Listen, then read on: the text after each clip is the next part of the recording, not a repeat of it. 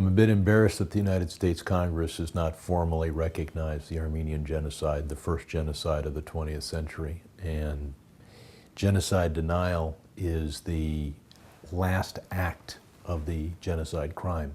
First, there's an attempt to obliterate a people, and then there's an attempt to obliterate the memory of that obliteration. I don't have to remind your viewers of how the first genocide of the 20th century led to the second genocide of the 20th century. I happen to be Jewish and have certainly focused on that history.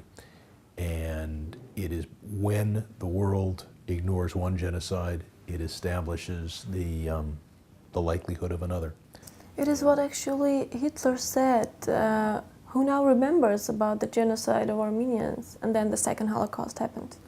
He had to try to convince the people around him that they could get away with it.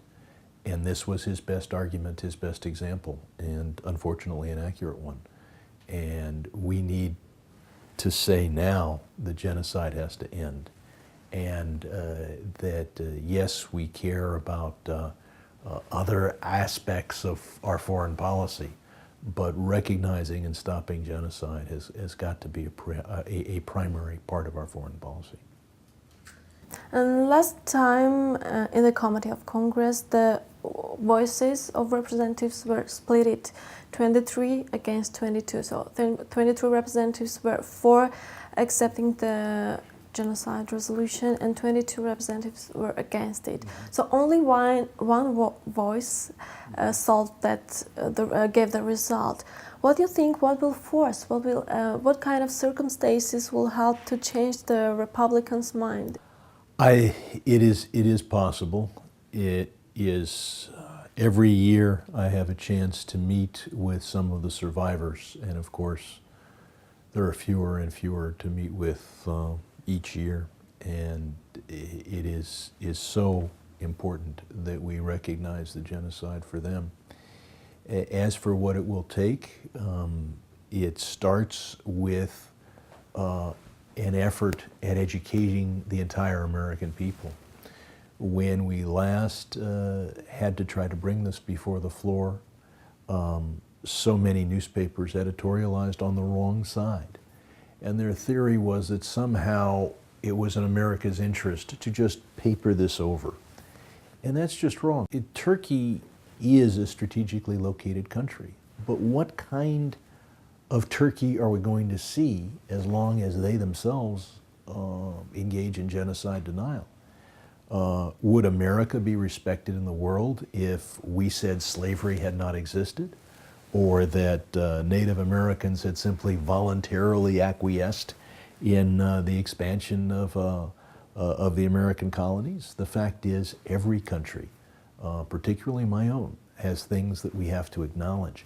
And when you do that, I mean, look at the acceptance that Germany has in the world today. Who would trust a Germany that was denying the Holocaust? They would be a pariah nation. They would be an unstable nation. They couldn't be an open, democratic nation. And Turkey itself has anti-democratic provisions in its own constitution. The idea that you can be put in jail for insulting Turkishness, whatever that means. What it means is that you're not free to speak your mind, and a vague statute can be used to put you in jail if you say anything that the powers that be can attack you for. So yes, it's important for America to recognize the genocide. It's important for Armenians around the world. It's also important for Turkey if it ever is going to be a modern, open, democratic country. And those who think that our relations will be better with Turkey, built on a lie, built on papering over or ignoring or agreeing not to talk about the past, that's a bad relationship. And we've seen that. I remember so many people came to me when I first got elected Congress, and this was a time when there were elements in the Jewish community who said, oh, look at this Israeli-Turkish, please don't, and this and that. And I said, that's not the way you build an alliance. That's not the way you build a foreign policy that people will respect. And now today's Turkey is not just engaged in genocide denial, it's engaged in a host of mistaken policies. And those who thought that, oh, if we just don't mention the Armenian Genocide, Turkey will move in the right direction. Well, we didn't formally acknowledge the genocide, and Turkey has not moved in the right direction. If you believe in God, it's possible. If you believe in ordinary digits on and only mathematics, then you would say it's mathematically unlikely. But it is the way to the future for Turkey to recognize, and not to say, well, that necessarily makes them a pariah nation. The pariah nations are the ones that engage in genocide and deny it. The fact is, America is not a pariah nation in spite of slavery. Germany is no longer a pariah nation in spite of the Holocaust, because these are countries that came to grips with their past, to acknowledge it.